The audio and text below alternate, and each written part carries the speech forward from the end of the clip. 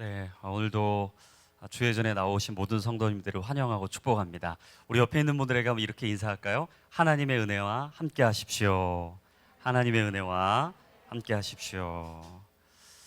우리가 오늘 함께 살펴보게 될 이 다니엘서는 하나님의 은혜를 덧입은 다니엘입니다. 얼마 전 제가 칼럼을 본 적이 있습니다. 그 칼럼에서 역기능 가정과 역기능 사회에 대해서 발생하게 되는 여러 가지 문제점에 대해서 설명을 하고 있었습니다. 그 문제가 얼마나 심각한지 이 역기능적인 문제를 빨리 해결하지 않으면 더 큰 문제를 야기하게 될 거라고 경고를 하고 있더라고요. 근데 사실 제가 그 칼럼을 보면서 이게 비단 역기능 가정이나 역기능 사회에 대한 이야기일 뿐일까라는 생각이 들더라고요. 결코 그 안에 국한되지 않는 문제라는 걸 우리는 너무나 잘 알고 있습니다. 요즘 우리 주변에 엮이는 교회로 인해서 어려움을 호소하는 성도님들이 의외로 많은 것을 보게 됩니다. 전문가들도 진단을 하기를 지금이라도 늦지 않았으니까 이 역기능적인 교회를 빨리 회복하는 것이 우리에게 급선무다라고 이야기를 합니다. 만약에 능동적으로 더 빨리 대처하지 않으면 이 한국 교회도 서구 교회가 쇠퇴하고 퇴락했던 것처럼 그 길을 그대로 걸을 것이라는 경고를 주고 있는 거죠. 그런 의미에서 저는 이 부분을 놓고 기도하며 묵상을 하다가 그렇다면 이 시대를 살아가고 있는 이 믿음의 사람들, 이 한국 교회가 진정으로 필요한 무기는 무엇일까? 그것에 대해서 고민을 해보게 됐습니다. 그런데 결국 우리가 말씀과 기도를 통한 영적인 건강한 회복이 답이라는 걸 다 알게 되는 거죠. 그러던 중에 제가 이전에 읽었던 책 한 권이 떠올랐어요. 그 책은 두란노 출판사에서 나온 김대조 목사님이 쓰신 일어서고 싶다라는 책의 한 문장입니다. 위기 앞에서 보여주는 회복의 출발점은 다른 데 있지 않다. 인생을 창조하시고 궁극적으로 회복시키실 수 있는 전능하신 하나님을 바라보는 것이다. 기억하라. 역사는 기도하는 자의 손에 의해 움직인다. 제가 이 문장을 계속 되뇌이며 곱씹었습니다. 정말 깊은 동의가 되면서 절로 고개가 끄덕여지더라고요.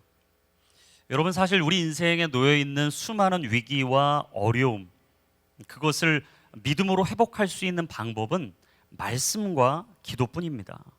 여러분, 회복의 사전적인 의미 무엇입니까? 그것은 원래 좋은 상태로 돌이키거나 원래 상태를 되찾는다라는 뜻을 가지고 있습니다. 여러분, 언제부턴가 우리 안에 사라져버린 구원의 감격, 원래의 상태로 회복하고 싶지 않으십니까?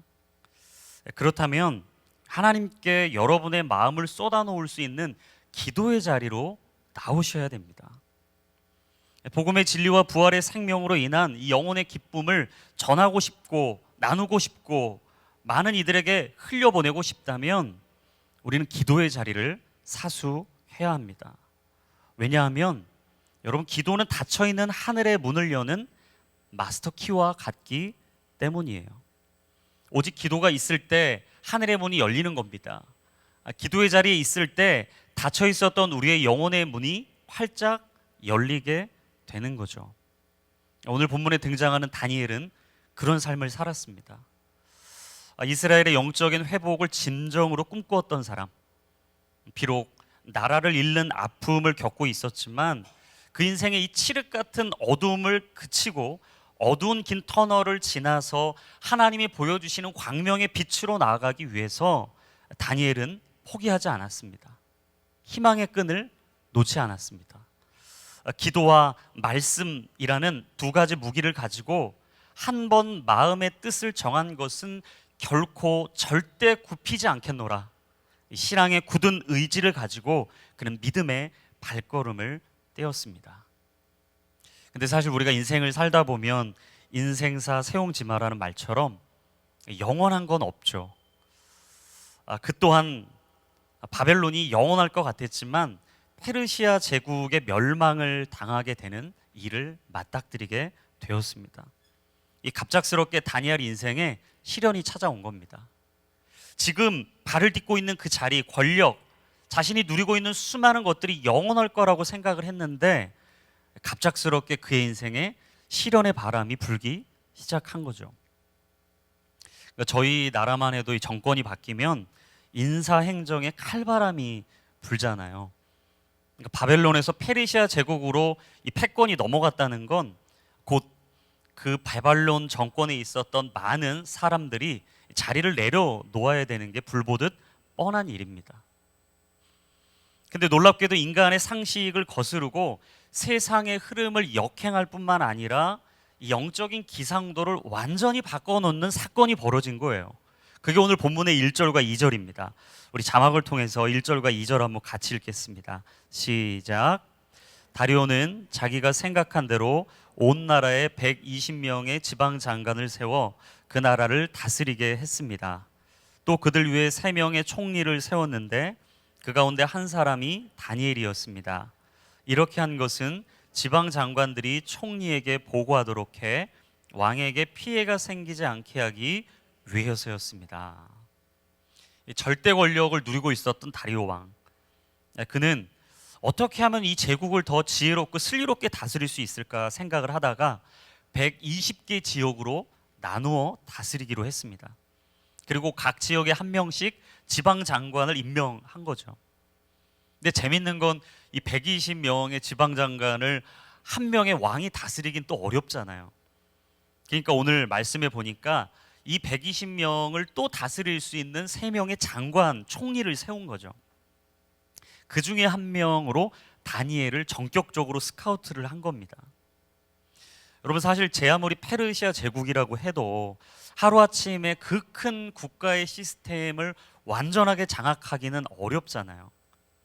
그래서 이제 바벨론 시대에 잘 관리직을 다스리고 있었던 사람을 찾았던 거죠.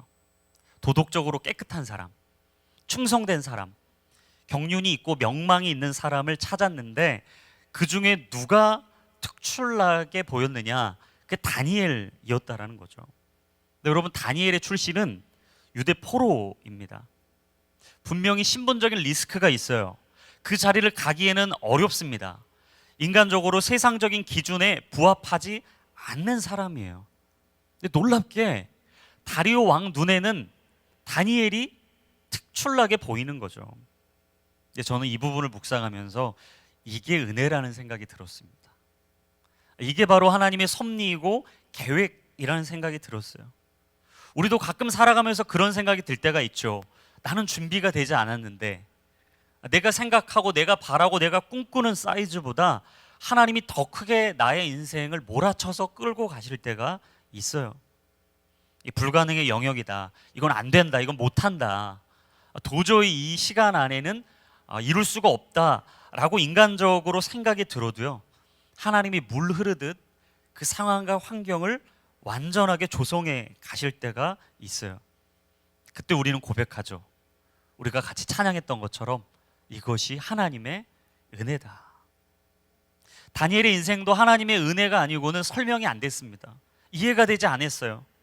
도저히 이루어질 수 없는 일들이 다니엘 앞에 벌어지고 있는 겁니다. 그런데 사실 이 다니엘의 나이가 몇 살인가? 80세가 넘었어요. 정계를 은퇴할 나이가 훌쩍 넘은 겁니다. 인간적인 생각으로는 끝난 거예요. 세상적인 기준의 잣대로 보면 지금 페르시아 제국의 고위 관직을 맡기에는 자격 미달입니다. 여러분, 하나님께서는 언제나 인간의 끝에서 하나님의 역전의 드라마를 써내려 가시는 분이죠. 할렐루야. 인간의 편에서 보면 위기입니다.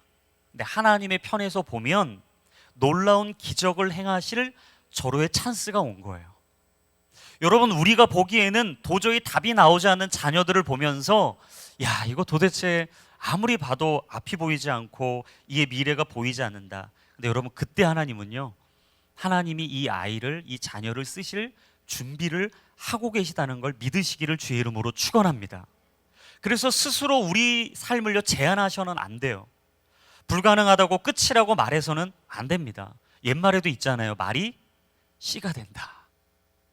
저는 어르신들의 이 속담이 얼마나 우리 인생에 지혜로움을 가져오는지 여러분 말이 씨가 되는 거예요. 그러니까 저도 목회자로서 말조심을 해야 되고 한 가정의 가장으로서 또 한 아이의 아빠로서 말을 어떻게 사용하느냐 너무나 중요하다는 걸 매일매일 매 순간 깨닫습니다. 여러분 언어의 습관을 잘 관리하는 것 너무 중요해요. 그래서 우리의 언어 속에 축복의 언어가 있어야 됩니다. 같이 한번 저를 따라 선포하겠습니다. 하나님이 주신 믿음의 언어를 선포합시다. 여러분 많이 축복해 주십시오. 사랑한다고 얘기해 주세요. 옆에 있는 보면서 한번 이렇게 축복해 주세요. 하나님이 당신을 사랑하십니다. 여러분 그 언어에 하나님의 영혼의 생기가 담겨 있어요. 그 언어를 듣는 사람들은 마른 뼈와 같았지만 그 언어, 그 말이 들리자 여러분 우리 안에 있었던 생명의 온기로 살아나게 되는 거죠. 로마서 4장 17절에 보니까 하나님 어떤 분이라고 고백하십니까? 하나님은 죽은 자를 살리시며 없는 것을 있는 것처럼 부르시는 하나님이다. 할렐루야. 여러분 그래서 우리가 죽어 있는 것만 보면 답이 안 나와요. 근데 죽은 자를 살리시는 하나님을 보면 우리 인생이 바뀌는 거죠. 없는 것만 보면 아무런 역사가 일어나지 않습니다. 근데 없는 것을 있는 것처럼 믿음으로 선포하시고 말씀해 주시는 하나님의 생명의 말씀을 우리의 마음에 담으면 그때부터는 우리가 하나님의 은혜의 손길 안에 붙들리는 거예요. 할렐루야. 여러분 그러면 인생은 바뀌게 돼 있어요. 땅에 살지만 하나님의 영역의 삶을 살아가게 되는 거죠. 근데 오늘 본문의 3절에 보니까 다니엘이 단순히 운이 좋아서 다리오 왕의 픽업이 된 거냐? 그건 아니에요. 그는 위기 속에서도 숨겨진 기회를 포착했습니다.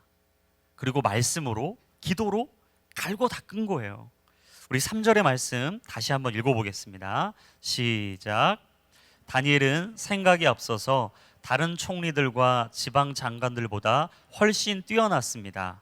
그래서 왕은 다니엘이 온 나라를 다스리도록 맡길 생각이었습니다. 아멘. 여러분 다니엘의 탁월함이 어느 정도라고 말합니까? 다른 관료들하고 비교가 안 될 정도로 월등히 뛰어났다 이렇게 표현을 합니다. 여러분 이게 사실 쉬운 일은 아니잖아요. 왜냐하면 인간의 영역 안에 있는 문제가 아니라 하나님이 인간의 영역을 벗어나는 일을 다니엘을 통해 하게 하셨다라는 거죠. 여러분 패권을 다 거머쥔 이 페르시아 제국이 이 나라의 모든 이 관료 조직, 뭐 문화, 사회, 경제, 교육 할 것 없이 하나하나 완전히 다 새롭게 세팅을 하고 있는 거예요. 근데 여러분 다니엘은 지금 익숙했던 자리를 떠나야 되는 겁니다. 편했던 자신의 습관을 벗어나서 하나님이 앞으로 보여주실 미지의 세계로 떠나야 되는 거예요. 언어가 달라요. 문화가 다릅니다. 상황이 달라요. 같이 팀 사역을 하고 있었던 사람들이 아닙니다. 근데 여러분 이런 상황과 환경이 세팅이 돼 있는데 다니엘이라고 해서 어떻게 100%의 자신의 잠재력을 발휘할 수 있겠냐는 거예요. 여러분 이게 어떻게 가능할 수 있었을까요?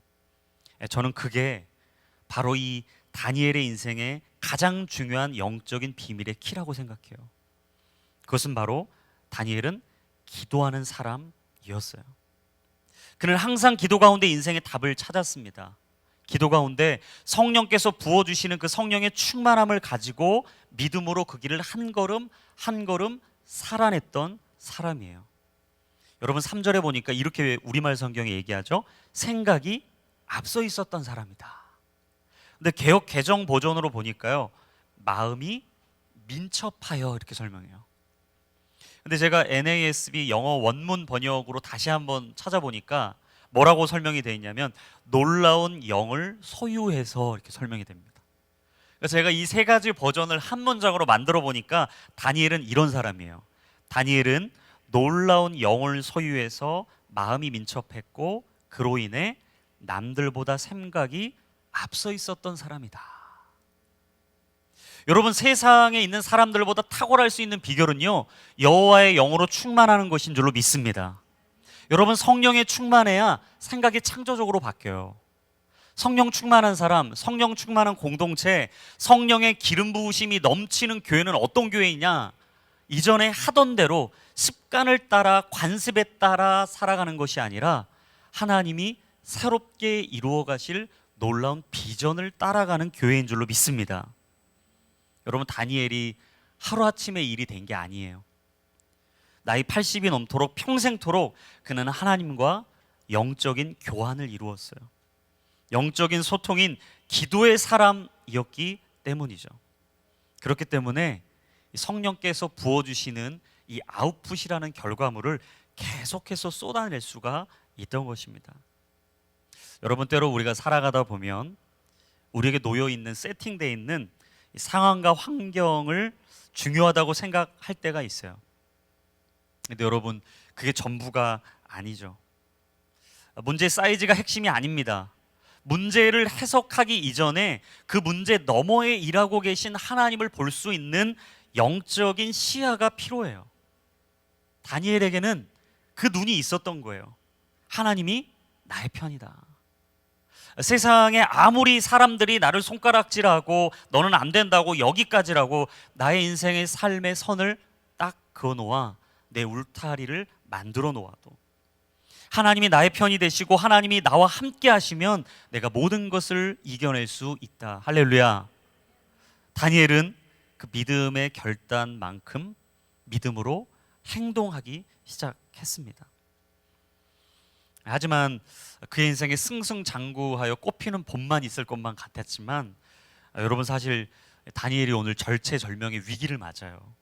그게 오늘 본문의 7절에서 9절까지 나옵니다. 우리 7절부터 9절까지 말씀 같이 한번 다시 읽겠습니다. 시작. 이 나라 총리들과 행정관들과 지방 장관들과 자문관들과 관리들이 함께 의논한 것이 있습니다. 왕께서 한 가지 법을 세우시고 엄하게 명령을 내리시기 바랍니다. 이제부터 30일 동안 왕이 아닌 어떤 다른 신이나 사람에게 기도하는 사람은 누구든지 사자굴 속에 던져놓기로 한다는 것입니다. 왕이여, 이제 이 명령문에 왕의 도장을 찍어서 왕이 도장을 찍은 메대와 페르시아 법은 사람들이 고칠 수 없다는 법에 따라 다시 고치지 못하게 하십시오. 그리하여 다리오 왕은 그 명령문에 왕의 도장을 찍었습니다. 드디어 다니엘을 시기하고 질투하는 이 음해하는 세력들이 한 가지 법안을 통과시켰어요. 그건 앞으로 30일 동안 다리오 왕 외에 어떤 신도 섬길 수 없다라는 법이었죠. 왜 그랬을까요? 다니엘이 기도하는 사람이라는 걸 이들이 알고 있었기 때문이에요. 과연 30일 동안 다니엘이 기도하나 하지 않나 보자. 말씀을 지키나 말씀을 어기나 보자. 만약 그 법을 어기면 사자굴에 들어가서 목숨을 잃는 겁니다. 이 정도면 이제는 링 위에 수건을 던지고 게임을 끝내야 될 때가 온 거예요. 사면초가에 빠진 이 다니엘은 영락없이 이 기도의 시간을 지킬 수 없는 상황입니다. 그러나 여러분, 다니엘은 어떻게 했죠? 이전에 하던 대로 창문을 열고 예루살렘을 향해서 기도의 무릎을 꿇고 하나님께 감사의 기도 올려드리는 것을 3번이나 했다라고 이야기해요. 자, 오늘 본문의 마지막 10절인데 사실 제가 나누고 싶은 말씀의 핵심은 10절입니다. 우리 10절 마지막 한번 같이 읽어보겠습니다. 시작. 다니엘은 명령문에 왕의 도장이 찍힌 것을 알고 집으로 돌아갔습니다. 그리고 그날도 이전에 하던 대로 창문을 열어둔 다락방에서 예루살렘을 향해 하루 3번씩 무릎을 꿇고 하나님께 기도드리며 감사를 올려드렸습니다. 여러분, 다니엘은 직감했어요. 나에게 정말 어려운 상황이 되었구나. 다니엘은 알았습니다. 명령문에 왕의 도장이 찍혔다는 사실을. 다니엘은 알았어요. 이 사건, 이 상황을 돌파할 수 있는 건 오직 하나님의 도우심밖에 없다. 그리고 선포한 거예요. 이건 영적 전쟁이다. 사랑하는 여러분, 때로 우리 인생에 어려움과 힘든 시련과 고난이 찾아올 때요, 여러분, 그것이 영적 전쟁이라는 걸 캐치하셔야 돼요. 그리고 영적 전쟁을 선포하고 여러분이 그동안 하셨던 대로, 이전에 하셨던 대로 무릎을 꿇고 창문을 열고 예루살렘을 향해서 하루에 3번씩 감사 기도를 드리겠노라 결단하셔야 되는 거예요. 저는 오늘 10절을 한 6가지 정도로 좀 나누어서 좀 자세히 한번 여러분들과 은혜를 나누고 싶은데요. 첫 번째, 다니엘의 기도를 통해서 배울 수 있는 6가지 특징의 첫 번째는 이전에 하던 대로 했다는 거예요. 조이스 마이어 목사님이 쓰신 습관을 바꾸면 삶이 바뀐다, 이 책에 보면 한 가지 참 감동이 되는 문장이 있어요.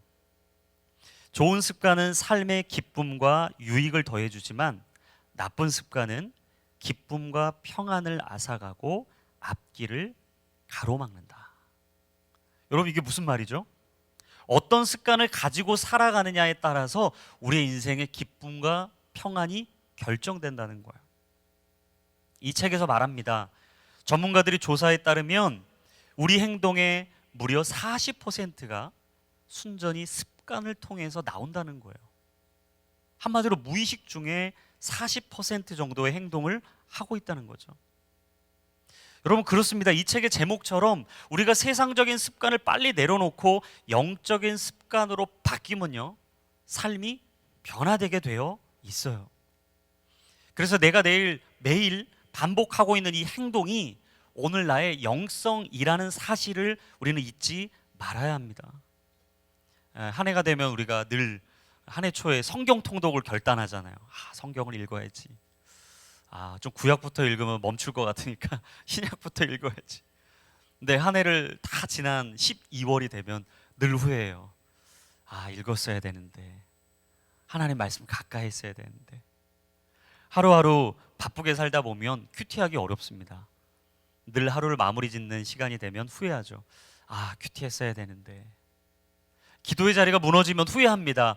그때 내가 더 기도하고 전심전력하여 하나님이 부르신 그 자리 지켰어야 되는데.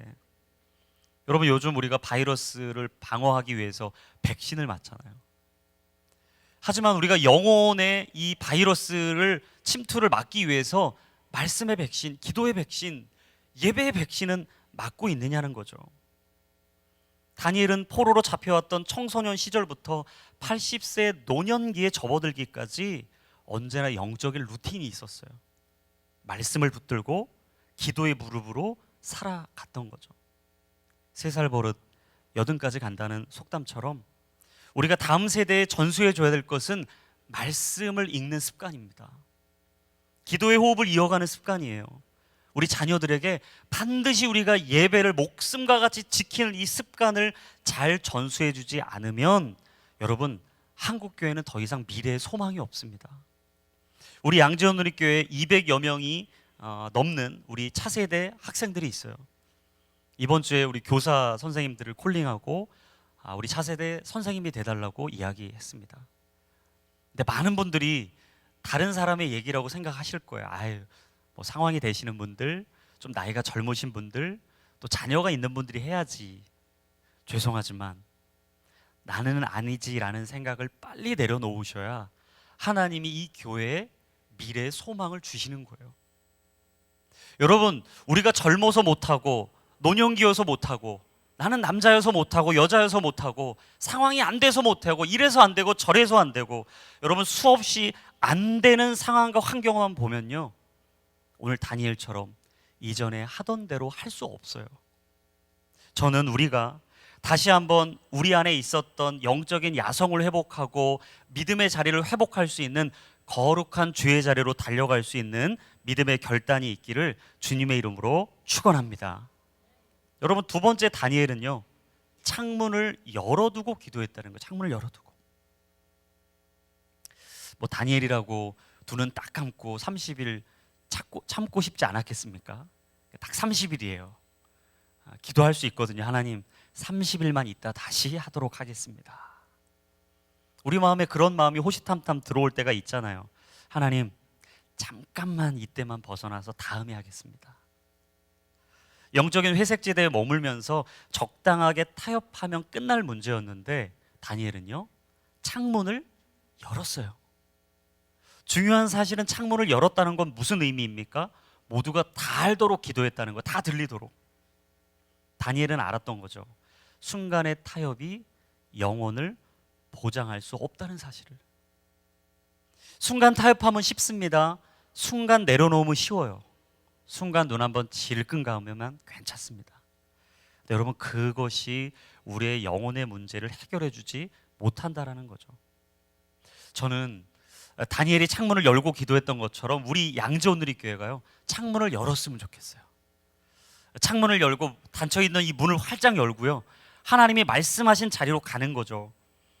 믿음이 없는 자들에게 복음을 전하고요, 하나님의 뜻을 모르는 자들에게 하나님의 뜻을 알리고, 우리의 사랑을 필요로 하는 이들에게 기꺼이 십자가의 사랑을 나누기로 결단했으면 좋겠어요. 왜 그렇습니까?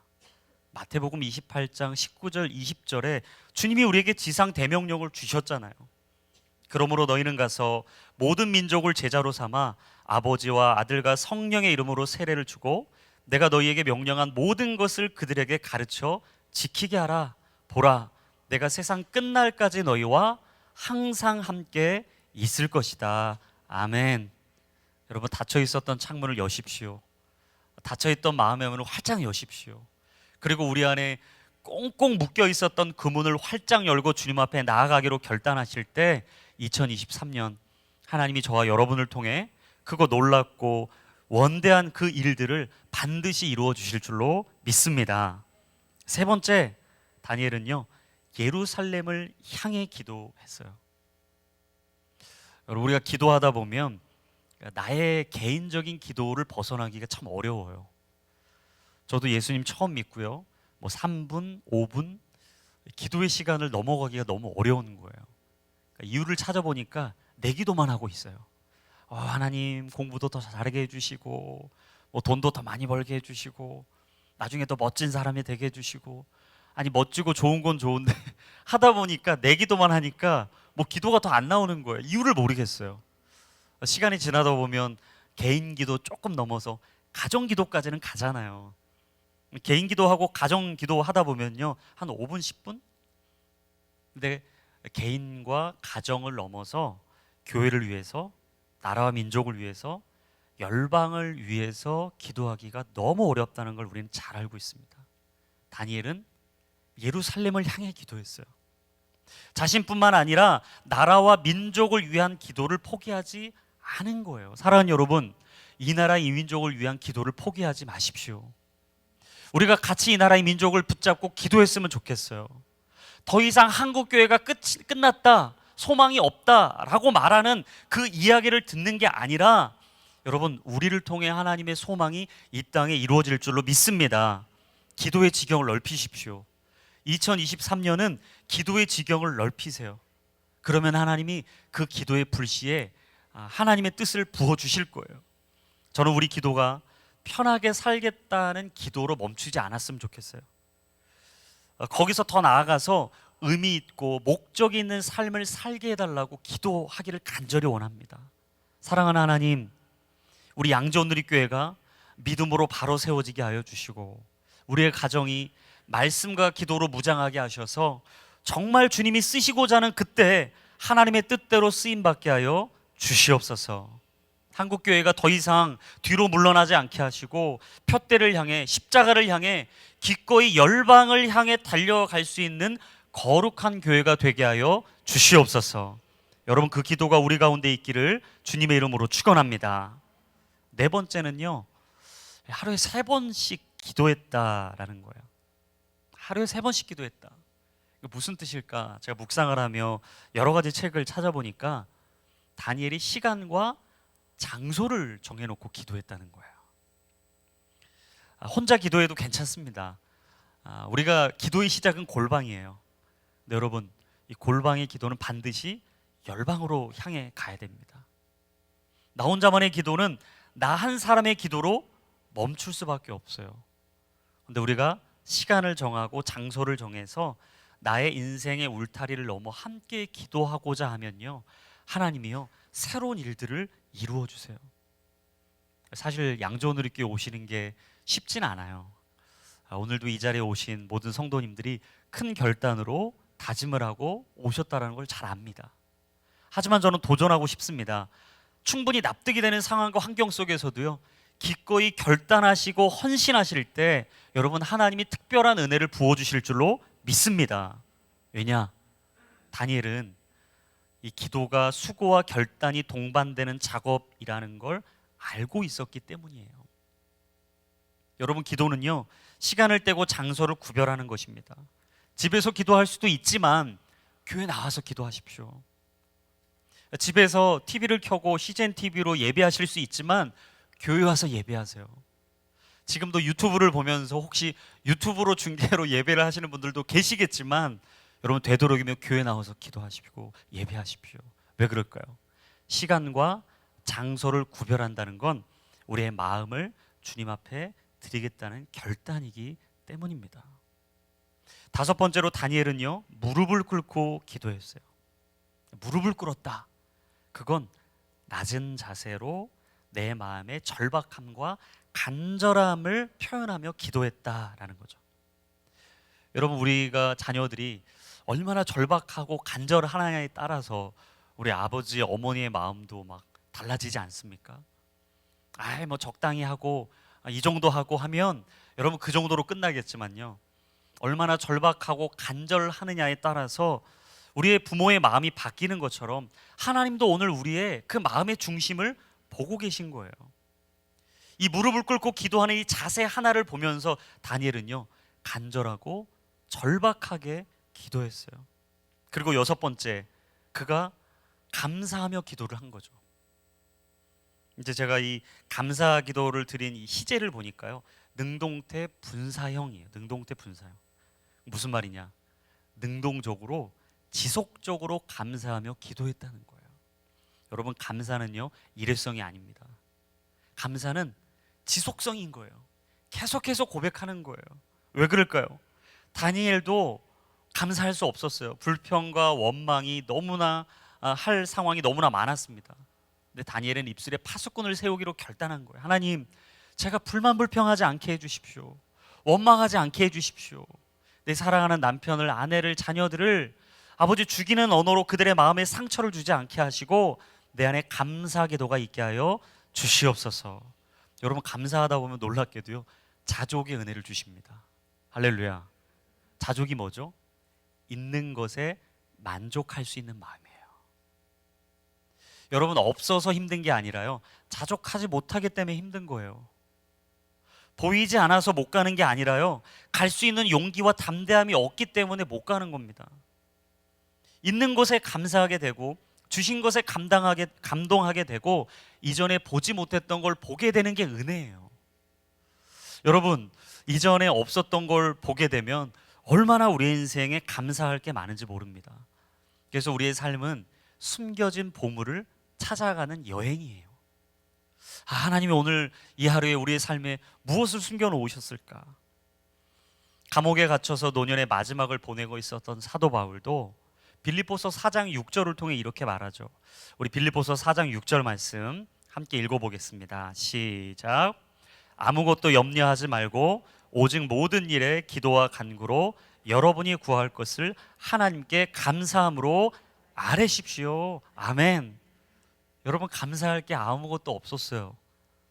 바울은 도저히 그 상황에 감사할 수 없는 상황이었습니다. 하지만 그가 고백합니다. 아무것도 염려하지 마십시오. 오직 모든 일에 기도와 간구로 하나님 앞에 나아가십시오. 하지만 한 가지를 잊지 마십시오.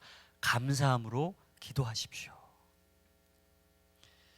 어찌 보면 우리의 삶 속에 감사할 게 없어서 너무나 힘들고 어려울 수도 있어요.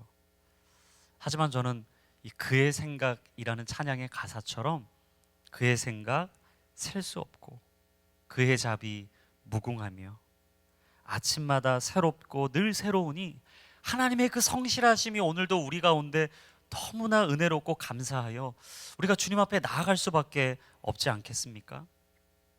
다니엘은 이전에 하던 대로 창문을 열고 예루살렘을 향해 하루에 3번씩 감사하며 무릎을 꿇고 기도했어요.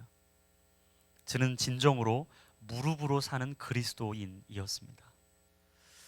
저는 무명의 그리스도인이 썼다라고 적혀있는 무릎으로 사는 그리스도인이라는 짧은 이 얇은 책을 자주 묵상합니다. 제 기도의 자리가 무너지고 제 영적인 삶이 흐트러질 때마다 이 책을 항상 들춰보는 책이에요. 근데 이 책에 제가 언제나 되뇌이며 입술로 선포하는 이 문장이 있어요.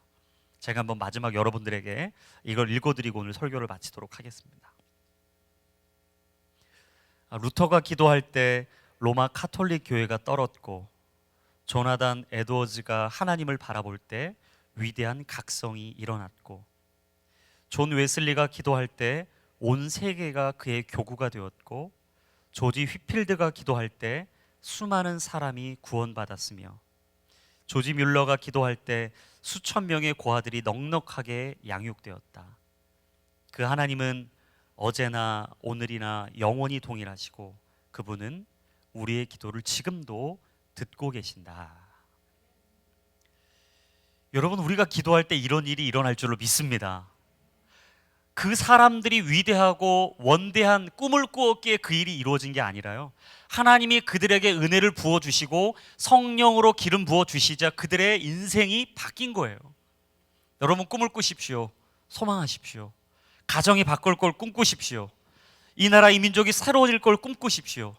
양지온 누리교회가 2023년에 영적인 부흥뿐만 아니라 놀라운 이 상황적인 부흥을 이룰 것을 꿈꾸시기를 주의 이름으로 축원합니다. 기도의 거장이라 불렸던 이엠 바운즈, 그는 기도를 이렇게 정의했어요. 기도는 하나님이 주시기로 계획하신 축복을 실어 나르는 도구이다. 여러분, 마음껏 축복을 선포하십시오. 축복을 나누십시오. 그 가운데 그 축복이 흘러가고 여러분의 삶에 축복의 열매가 맺게 될 것입니다. 같이 이 말씀 기억하며 기도 한 가지 하고 오늘 계속 이어갔으면 좋겠는데요, 오늘 제가 나누었던 말씀을 기억하면서 함께 기도할 때 우리의 삶 속에 이전에 하던 대로, 그것은 영적인 습관이 필요해요. 말씀을 붙들고 기도하며 예배하는 여러분의 영적인 자리가 있어야 그 이전에 하던 대로의 영적인 내공이 있는 것입니다. 혹시 우리의 삶 속에 이전에 하던 대로 그 자리가 있습니까?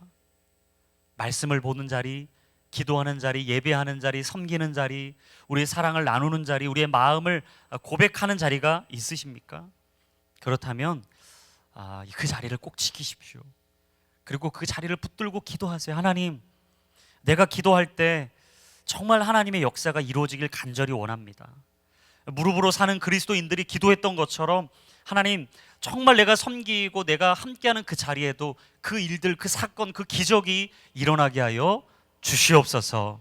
우리 그 마음을 가지고 우리 다니엘이 기도했던 이전에 하던 대로 창문을 열고 무릎을 꿇고 우리가 하루에 3번씩 예루살렘을 향해 감사하며 기도하길 원해요. 이 시간 주님이 주시는 마음대로, 여러분에게 오늘 부으신 은혜대로 함께 합심으로 통성으로 기도하겠습니다.